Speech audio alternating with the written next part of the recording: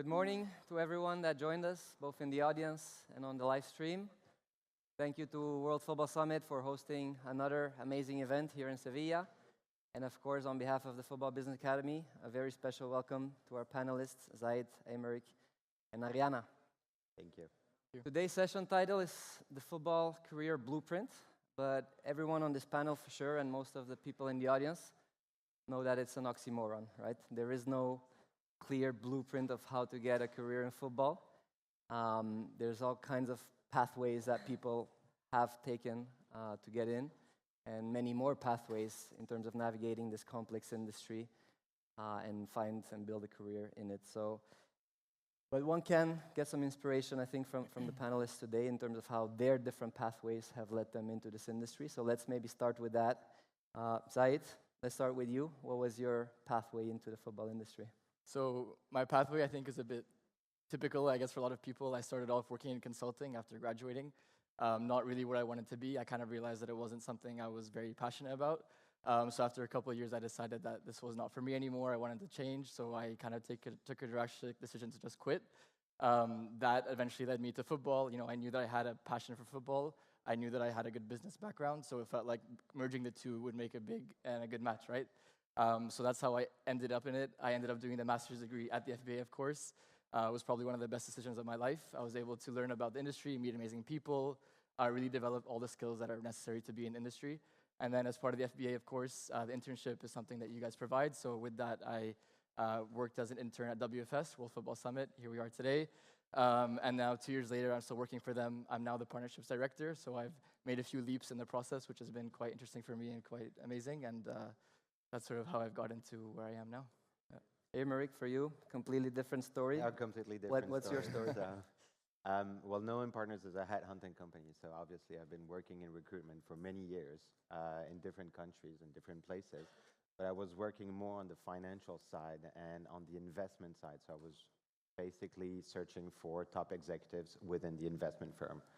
And that's how I got in contact with Nolan Partners. That is, as you know, the only headhunting company only specialized in sports. And it made a lot of sense going to the other side, so not on the investment headhunting, but basically recruiting for clubs and for a big organization. Arianna? I'm an ex-player, so I think I've been in the industry probably longer than all of you guys together, because as an 8-year-old, I was still trying to do it.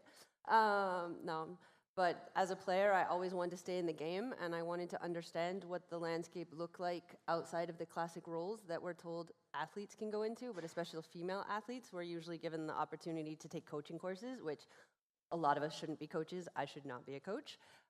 Or you're possibly going into punditry, maybe a couple other roles, but on a whole, we're not shown what actually the industry is and what it looks like and how many roles are actually there. I always knew I wanted to work in the business of football. I used to say I wanted to be the president of FIFA. Might still try to do that. We'll see. But I can help you. Yeah? Maybe not yet, though. But I just think there's so many roles in the industry that it was also complicated for me, even doing the FBA, of trying to figure out where I fit in the industry and understanding what those roles are, understanding what those titles are, and understanding what your day-to-day looks like under those roles, because it changes from club to club or organization. And it took me a little while to get my bearings and understand that, and still figuring it out and trying to, but that was my way into the industry of being a player and then understanding I wanted to change the game from the back office. Right. And you played for different clubs throughout your career. I'm guessing you stayed in touch with many of your former teammates. You did a master to try and figure out what you could do in this industry. What do you know about your teammates and the pathways that they've taken, the struggles or successes that they've encountered throughout the past few years, as they maybe also decide whether to stay in the industry or not? So I think it's a little different because I'm really old. I know I don't look it, but I am. And my generation, we all normally went to university, or you had to be playing and going to school at the same time. Otherwise, you needed to get a job, or you just weren't able to continue to play the game. And because of that, a lot of them have careers, but not in sport. Because again, you weren't shown that almost anything you studied in school, you could probably put that into the sports industry, and the soft skills and hard skills that you were learning would correlate. I have one teammate that's the general secretary of the FFF, so she's doing pretty well for herself and what she does. But a lot of my actual generation, I would say, are not necessarily in the sports industry because they didn't realize that they could be if they didn't go the coaching route, or they went the coaching route, realized it wasn't for them, and then had to steer away from that. And now I still think women don't understand the roles that there can be, and the FBA has a huge opportunity to jump in there and help them get into the industry. Zayd, what about your generation? Obviously, there's people that maybe study sports management in a bachelor and go into the industry straight away, which is, by the way, my case as well. But you developed some work experience in another industry. Like, do you see that trend getting towards what you did, or? Yeah, I do. I think similar to what you were saying, Arianna, I think many people don't realize that there's an opportunity in sport, in the business side of things. And I certainly didn't, even though football has been my passion for as long as I can imagine. So, you know, for me, I worked in consulting. A lot of my colleagues and friends from school also did the same. And to be honest, most of them haven't really taken that leap. And I think a lot of them would like to, but I think it is a big risk for some people to take. But yeah, I think that most people that focus or that are working now in the industry kind of go through my route. I think a lot of them will start somewhere else, realize that that's not what they want, and then take that leap, you know, to go into the industry. The thing with that, though, is I think, you know, again, the risk is quite high. People don't understand how difficult it can be to get a job. And in the industry, I think you'll probably touch on that a little bit later, but it is quite a competitive industry. So I think all those things will come into play, and all those things make a big difference when people are deciding whether or not it makes sense to take that leap. Right. And Eymeric, you obviously deal mostly at the senior level, at the executive level. Do you find any similarities or comparisons as to how those executives get into the industry?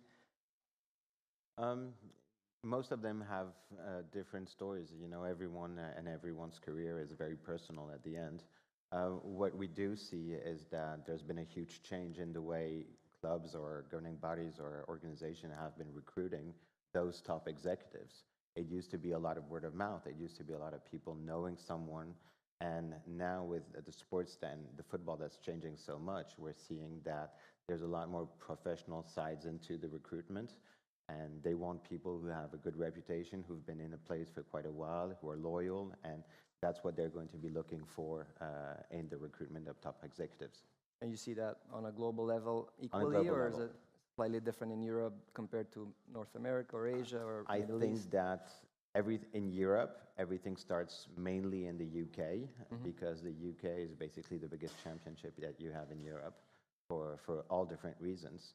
And also because if you look in the UK, 16 out of the 20 teams that you have in the Premier League are foreign owned, including 11 that are American owned. So they're bringing a new data system and a new approach to recruitment and to how they want the team to be driven that is obviously changing a little bit the perspective of recruitment in football, in the football industry. So you're saying that the trend of kind of like this investment, the multi-club ownership model, has forced almost the football stakeholders to adapt and Absolutely. really look out for the best. I really feel like they had to adapt, and we're looking also at different business systems right now with the MCOs, where you have most of those clubs that are in Premier League or in France or in Spain or in Italy, where you always have multi-club ownership. So it's a business model that is changing, that is evolving, but mainly what I would say is that recruitment is becoming a lot more professional. As I said, it used to be really word of mouth. I know this person, I've worked with him 5 years ago in this club, and I thought he did a good job, so I'm going to contact him. Right now, there's a different approach to top executives arriving in sports, because what they want is really to understand what is the pathway, what is the background, what are the references we're going to get from those candidates. So what are the other people in this industry, what are they going to say about this candidate? So it's a lot more professional, it's changing, and I think that, personally, I think it's changing for the better. Can I ask a question? Of course. So do you think, though, for people that want to become executives in the football industry, it's better to start at the bottom of the football industry and try to work your way up, or it's better to get that experience outside the industry and then come into it at the executive level? Well, it depends again on which side you are. If you're working more on the football side, so if your goal is to become a sporting director, you have to start from the bottom and at that point make your way up. If you're going more on the business idea, where your idea is to potentially become one day a CEO of a club or an operation manager or something like that. President of FIFA. Or president of FIFA like you, then at that point you don't necessarily need to be working in the sports industry, but you'll always need to be able to work in an industry where you're going to have the credibility to be able to come to the sports industry. But we hire a lot of people right now in top executives in the US, in Europe, that are coming from Google, that are coming from Spotify, that are coming from Amazon, that are coming from all those very large corporations. And this is what our clients are actually asking us to do and to bring. But that's mainly on the communication, media, and all those different departments. And if you look at a woman, for instance, who's the CEO of the Orioles, that we did a podcast with her not so long ago, that is absolutely amazing, and I highly recommend it to everyone. She was telling us that her goal was never to basically work in sports, and when she tried to enter the sports industry, when she realized that what she wanted, it was very complicated because she had already started a family, so she needed some income, but the first jobs you're getting in the sports are not always the ones that are the most well paid. So she had to refuse 2 times till finally she got the right job for the right amount and allowed her to get into this industry. And now she's doing amazingly well in a baseball club. We're going to get back to the question of pay later.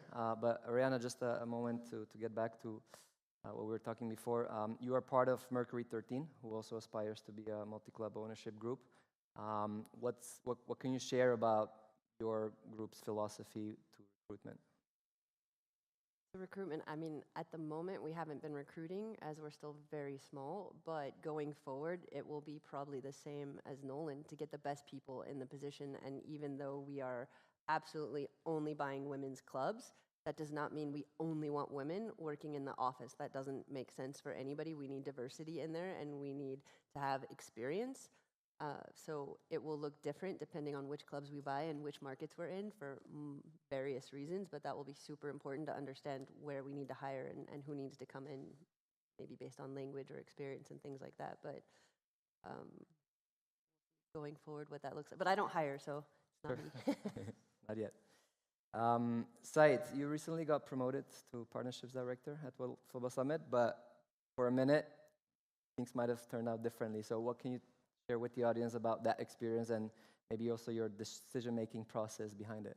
Yeah, so I guess a couple of months ago what happened was I was approached by a big club in Europe to go work for them.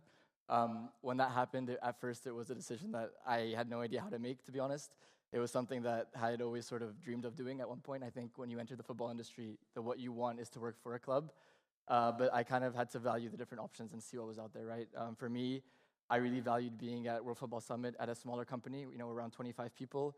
The impact that I can have on a day-to-day basis for the organization is quite large and quite important to me, and that's something that I valued, right? At this particular club, the position would have been an amazing position. I would have, learned a lot. I'm absolutely sure about that. But I think the impact I would have had would not have been as strong. And for me, that's sort of what I looked at when making this decision, thinking, do I want to be a big part of something, or do I want to be a smaller part of something, but maybe on a global or a bigger scale in this particular club, right? So for me, that was clear, and I tried to focus solely on that. Obviously the question of pay and the question of economics were there as well, but I tried to really separate that from everything and just look at the decision, right, and look at the position and see what do I want for myself. And I guess what I ended up picking was World Football Summit. It's been a couple of months now since then, and I think it's the right decision that I've taken. So I'm quite happy with it. Eymeric, so from our perspective at the FBLC, we try to bring in people like Arianna and Zayd into the industry on a continuous basis. A lot of them, they get great jobs, but there is that question of how football organizations specifically, maybe specifically clubs as well, balance the salary, let's say, split for players versus off-the-pitch staff, right? What can you share from talking to the decision makers at those entities, to the HR professionals that you deal with, about how those entities currently or in the past have thought about, whether they spend millions on a player versus spending a competitive salary for an executive, let's say, versus, how it maybe will evolve in the future? Well, it's very complicated to answer this question because you're going to have different clubs who are going to have a different revenue stream. And compared to the revenue stream, where it's going to be, this is where they're going to invest the most money. If you look at clubs where basically their model is player trading, then they're definitely going to be investing more on the academy. So you're going to have salaries that are going to be higher from the junior to the top executive within academies. If you're in a club where you have a huge fan base and nearly 50% of the revenues of the club are done through the commercial aspects, whether it's ticketing, whether it's sponsoring, whether it's all these type of revenue, then they're going to have probably a higher chance to be able to get a decent salary to start with and then grow very easily within the organization. So it's very complicated to answer this question in one simple way. It depends. It really, really depends on which club we're talking about. But I think that the clubs definitely today are always going to be looking. There's always a very high turnover. Things are always going to move. So it's also a question of being at the right time at the right place. And how often in your experience when you find clients, essentially executives from other sectors, bring them into football, how often would you say are they willing to take a pay cut versus what they've been making before versus how? Well, because there's the element of passion for football, and obviously there's a lot of demand for a very few jobs at the end of the day. Look, it's rare. I'm going to be very honest. It's rare that once you're at the top executive level, once you've reached that stage of your career, that you would want to go back by passion and say, okay, I'm willing to take a 10%, 15%, 20% cut on my salary. So usually once you start speaking with a candidate and a candidate enters a process for a really important position in a club, you make clear what are the intentions of the club in terms of what can they offer, where can we negotiate. Rarely is it a problem, because once a club knows they want a candidate at that kind of level, usually we're able to find a solution that pleases every party. Arianna, at your company Valeur, compensation is at the very heart of your activity. So what are some of the things that you would like to see improved on that front, and why should football organizations care? Okay, we want the industry to be more salary transparent. So join our campaign. No, but seriously, we think there's a big issue with the salary transparency when it comes to salaries in the industry. It's really hard. Has anybody ever applied for a job recently? Raise your hand. Don't be afraid. Okay, lots of people. Did you know what your compensation would be for the role? Raise your hand if you knew exactly how much money you'd be paid. One person. Proves the point. The industry, it's not showing what the salaries should be, and it's a huge gap and a huge problem, whether it's at the executive level or at the lower levels. The executive is quite different, but at the lower levels, and especially it hurts women disproportionately than men, but it hurts men and women. And not having the transparency, it hurts the organizations. They're going to get better employees, they're going to get better candidates applying if people know what that salary should be. And the employees, you're going to want to apply for jobs and understand where you are in the market, if this job fits you, where you're coming in, what the role is, and what it looks like. And so we're hoping that through a campaign, we can start to create the industry more transparent. We're creating a campaign called Say the Pay to ask organizations to start to put salaries on your job descriptions when you're going out to hire. So you might not want to put the exact euro to the cent, but even a salary band within 20,000 euros, depending on that person's experience or what that looks like, will make a huge difference on the type of hires you're going to have, and also the happiness once those people are employed inside your organization. And you mentioned that your data shows that women are disadvantaged disproportionately. What can you tell about what causes that? One, women don't have as much disposable time to actually apply for these jobs. A lot of women, even if you're not a mom yet, you usually take care of something else like family, friends, things like that. You might have to work multiple jobs because of the gender pay gap. There's a lot of different factors that are in the market right now, and it's harder for women to apply for jobs, to feel confident that they're prepared for those jobs. We all hear those things that guys will apply. I don't remember the exact stat, but guys will apply if they hit 2 out of 10, and women need 9 out of 10 or 11 out of 10 to be confident. So there's a huge disproportion there. It also takes a lot of time to correctly apply for a job, to actually fill out your job, your CV, to redo your CV, to fill out all the pieces to it. Sorry, I'm totally losing my mind right now. About what that looks like. And again, just women don't have extra time to fill out hundreds of these forms. And so if the job description and the salary was easier and you could see it, you would know if this is the right job for you, and you would take more time to do it correctly and understand where you are. And in terms of getting or attracting more women into the football industry, because at the end of the day, we know it. There's millions and millions of women that are really passionate about football as well, and maybe they also at some point in their life consider a career change. At the FBA specifically as well, we've always tried to push for that as well. And in your edition, you were only 2 women. I'm happy to see that in more recent editions, there's been 6, 7, 8 women per edition, but it's still close to 15% out of the enrollment rate. So what, in your experience, again, looking back now on your journey into the industry, maybe talking as well with people that maybe have that dream but haven't taken that leap of faith yet, what do you think we and the industry in general can do to make it more approachable for women that want to work in football to actually say, okay, I'm going to do it? I think it's the same problem that we have with athletes. It's the visibility. And it's the cheesy line, see it to be it, and just seeing women in certain roles and understanding, oh, I can do that. Oh, there's women there. You will subconsciously think you don't belong if you see a room filled with men, or if you see people of a certain look or age. If you're a guy and you're younger and you only see older men, you might not think you belong. But for women, I think it's also more complicated, because really not seeing another single face of a woman in the room is really, really difficult.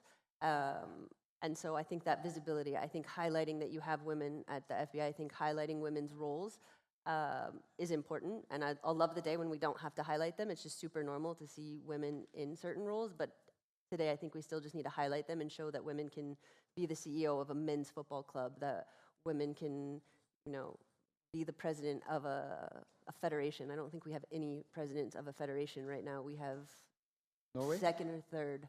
Norway, I think. Oh, no, yes, Yeah. of course. Okay, and she's doing an amazing job. I told you I'm losing it today. I'm very tired. But one, Yeah. that's an issue. And so just again, I think having more women getting into those roles and then showing them and allowing people to know that they're there will make a huge difference. Eymeric, with your clients, I'm assuming you also have men and women, right, at the executive level. Do you, as Nolan partners, try and do something for those success stories, quote unquote, to be shown, as Arianna said, like you have to see it to be it? Or are they themselves maybe also engaged in some kind of mentorship programs that can help, hopefully, the next generation of aspiring female football leaders to rise to the top? Well, it's a bit different because our goal is not to be able to recruit for our clients men or women. We do not make that distinction. So we just promote everyone that we're helping and that actually find the perfect job through our company. So whether it's a woman or a man, we're going to promote it pretty much the same way. Our clients are never going to ask us, oh, I want to recruit specifically a woman, I want to recruit specifically a man. What they want and what they expect from us is to be able to recruit the best candidate for them, as simple as that. Yeah. So no, we do not promote more when we do place women. We did it recently with Chelsea. We didn't promote it any differently than we would promote anyone else. Right. So obviously you've been in the football industry now for more than 2 years. As we all know, before you started the FBA, you probably had a certain understanding of what kind of organizations were there, what kind of roles. As part of your job at World Football Summit, you arguably deal with A to Z from all organizations, all parts of the world, all kinds of roles. What was kind of like the most intriguing or interesting shift that you've seen from that perspective? It's difficult to say, but it's true. I mean, every day my job is basically to speak to different companies, clubs, leagues, federations, and so I see people that work at sports tech companies to clubs, leagues, federations, and all the rest. So I think what I've seen recently is the shift towards AI. I know it's something that people talk about all the time, and it's maybe a bit cliche, but something that is really, really happening. So all the companies that I'm speaking to now are talking about how AI is having a really big impact on the football industry, how they are looking to use it from not only a performance perspective, right, in terms of helping players perform better on the pitch, but also from a fan engagement perspective, also from maybe even a recruitment perspective. So really it's becoming something that people use on the day-to-day. And there are many companies that we speak to on a day-to-day basis that are really, taking advantage of these changes and using the industry to, basically using their technology to improve the industry in many different ways. So I think AI is definitely a big one. When it comes to clubs, leagues, and federations, I think inclusivity is something that's really big as well. Sustainability. These are two topics that are constantly coming up. And here at WFS as well, this year we've had a very big shift towards focusing more on that. So for example, with sustainability, we have a partner called Boskia who is measuring the carbon footprint of everybody coming. They're also going to be planting forests. So that's something that's been really important, something that I've seen as a cool trend in the last couple of months that I've been working there. In terms of women's football, in terms of inclusivity, we have our female leaders program. So one thing that we focus on, as well as having a certain amount of speakers being from a female, right? So this year, for example, I think it's 36% female speakers. So that's quite a good number. And we also have our female leaders program, which basically we provide a discount to females who want to come to the event. So we're trying to do as much as we can to get more and more females present in the event and more in the industry as well, right? So I think those are the sort of 3 different topics that, as I speak to people on a day-to-day basis, I tend to get responses on those things. Eymeric, what about on your side at the executive level? If we look at any other sector, everyone is talking about AI, hiring for AI, using it, implementing it, or at least trying to. Are clubs and federations already thinking about that as well? They are. For the recruitment part, it's going to be a bit different. They're going to use it maybe with the different algorithm they can find for more the entry junior level, more than for top executives. Where it can come into consideration is for all the psychometric tests that the executive will have to face to enter some of the jobs. And AI will calculate pretty much everything in their answers, but it's still a human process, and I think it's going to stay that way for still quite a bit. I'm not that worried about how AI is going to impact the professional recruitment industry, and I think it's going to help more than anything, and we need to see it as a tool. The other thing where it does help is for data, and as we know right now, all this football industry is really targeted into data analysis. So that's the one thing where it's going to help. Arianna, at Mercury 13, you're in charge of football operations, so presumably you also have to think about data and statistics about the players and everything.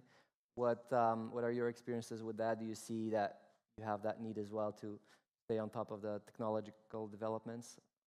Yes, but that would not be me. That would be Nancy Hensley that would do that more, and head of innovation. But at any football club, stats and data are super important. But the most important part is not to run away with data. It's also how is that transferable, and how do you actually explain it to your staff? So how do you take a really cool product and then put it on the field? Because if there's a disconnect between those 2 things, it doesn't matter how cool the product is. They're not going to buy it, or they don't need it. Like, it has to be simplified very quickly to either give information to the players so that they can improve, or to give information to the staff, the coaching staff, so that they can then help improve the players' performance. And I think that gets lost so much when it comes to technology, that somebody has a really cool tech and they're super excited about it, but they forgot to actually go talk to players or go talk to the staff that will actually use that technology. It's a huge problem, and anybody working on that, I strongly recommend you go talk to them, because no matter how cool it is, if it's not transferable or able to be used in 2 minutes, there's no time for it. I agree.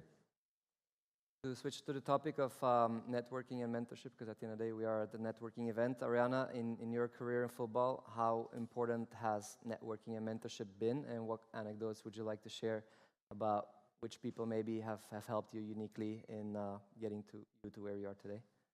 Massive. I think networking is the biggest piece that you can do and have within the football industry. But I think it's not just walking up and saying hi or trying to have a call. You need to also connect to the person on a personal level. So for those trying to get into the industry, do your research about the person before you talk to them, and make sure you're able to communicate with them at a certain level. I sat next to a person on a plane and signed a contract to play for PSG, so I'm a big fan of networking. But it's not just shaking somebody's hand and now they know who you are. There's a lot more, and as both Zayd and Eymeric said, there's a lot of people applying for jobs in very few roles, and so knowing people, getting them to help you, super important, and also understanding what roles mean. And the best thing is to network and ask people, what does their job actually mean and what do they do? Any specific people that you've come across or across your career that you would like to mention and thank for being there for you when you needed advice? And is Dan in the room? Oh my God, he didn't even show up. Well, no, not him. Nora's right there, so we can all give Nora a little round of applause. She absolutely call Nora. Come on, wake up. No, I think you have to have people in your corner, and I've definitely called Nora to ask her some questions or things about Ebru was also here, but she left. I can honestly, I called Ebru, but more as a personal question. She was the only woman I knew that was a mom that had a super high role, and I was trying to figure out if it's possible. So I think you need people that you can talk to from a business perspective, but also on a personal level, and how those things also connect. But just building your village behind you, and for the good or the bad, you definitely need to be cheered on, because you get told, like, you lose a lot of games, even on the business side, and you apply for a lot of things. So building that village and having your team is really important. Eymeric, for you, obviously, to get your clients, you have to network constantly, right? You have to have meetings with them, lunches, dinners, whatever. So I'm guessing you have a habit of doing that anyway.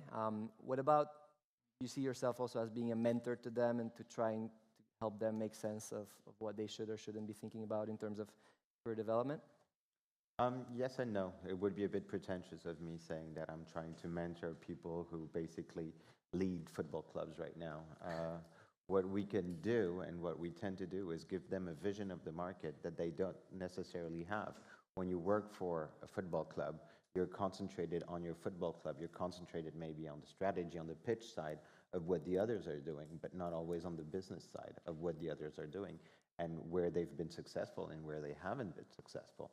And I think that where Nolan Partners always made a big difference, and the reason why pretty much all of our clients still work with us after so many years, and we have basically almost 100% loyal clients, it's because we're not there only to be able to place someone when they need it. We're there to give them a complete vision of the market and what are the success stories and what are the failures that maybe competition has been going through, and how are we going to be able to help them get the full scale, the full global picture that they would need in order to be able to make the right decision for the right person.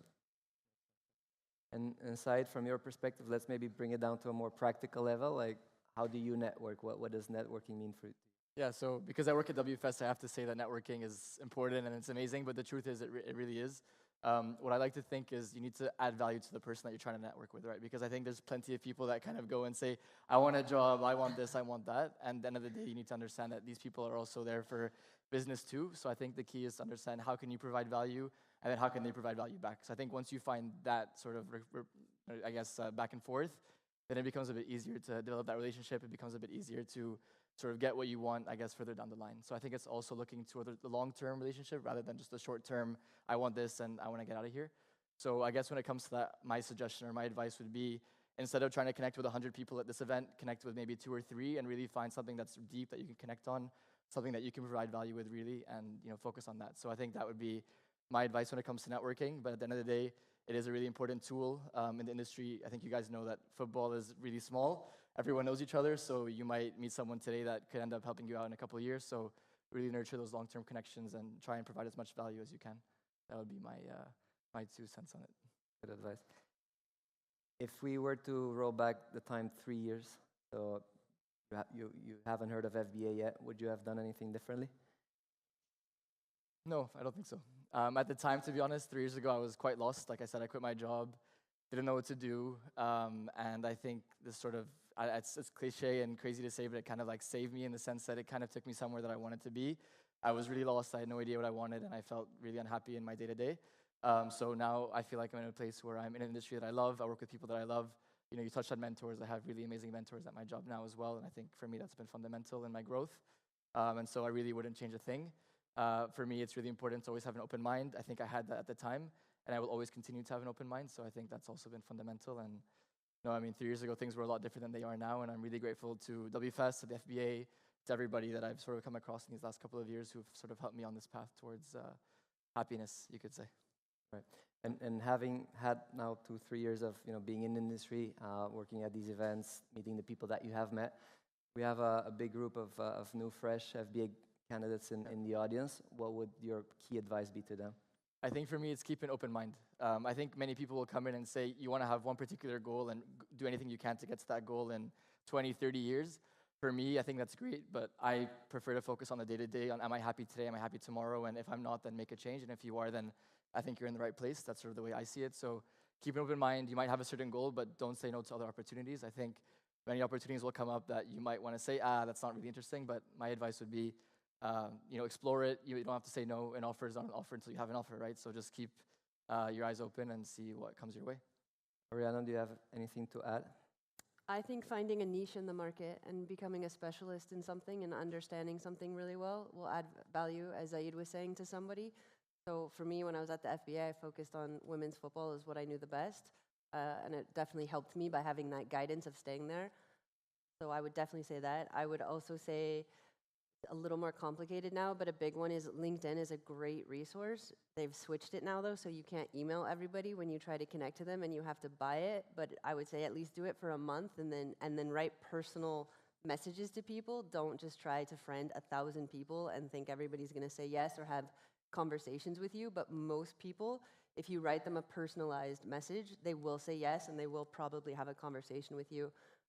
I used LinkedIn a lot when I was at the FBA to network and connect, and it definitely helped me. Eymeric, would you also agree that instead of being a generalist, people should be a specialist? Is that what the industry is looking for, especially at the higher level? Or For sure, you're going to come to a point where you're going to have to become a specialist. You're either going to go on the football side or on the business side, and throughout those two different pathways, you're going to find more or less what makes you happy, what thrives, what helps you thrive. You have to be very careful at the beginning of your career, and I think this is more for all the FBA alumni and those who are currently with you guys, is to be also very, very careful in these days with social media. I cannot emphasize how much it is very, very critical not to put anything that could harm you, because clubs, organizations are making background check before hiring you. And if they find anything that could hurt, they won't hesitate to terminate your contract or not to move forward with you. So be very, very careful with that. And in terms of networking, it's important to network, but it's also important to help people when you can. Football is an industry where if you really want to become one of the top executives, you need to be able to help people without expecting anything in exchange. And that's what all top executives does. And I was speaking not so long ago with the CEO of a huge investment firm who bought a few clubs, so MCO, and every time he has a chance to help someone, he does it, and without expecting anything in exchange. And that's kind of the mentality you have to grow into to become a top executive in this industry. Great advice, and I think on that note, we can wrap it up. I think we've had some very interesting insights for everyone in the audience, both at a junior level, at a mid-level, and at a senior level. Not only for people individually, but hopefully also for the organizations that are thinking about recruitment and executive search. So with that, I'd like to thank Zayd, Eymeric, and Arianna for their participation. Thank you.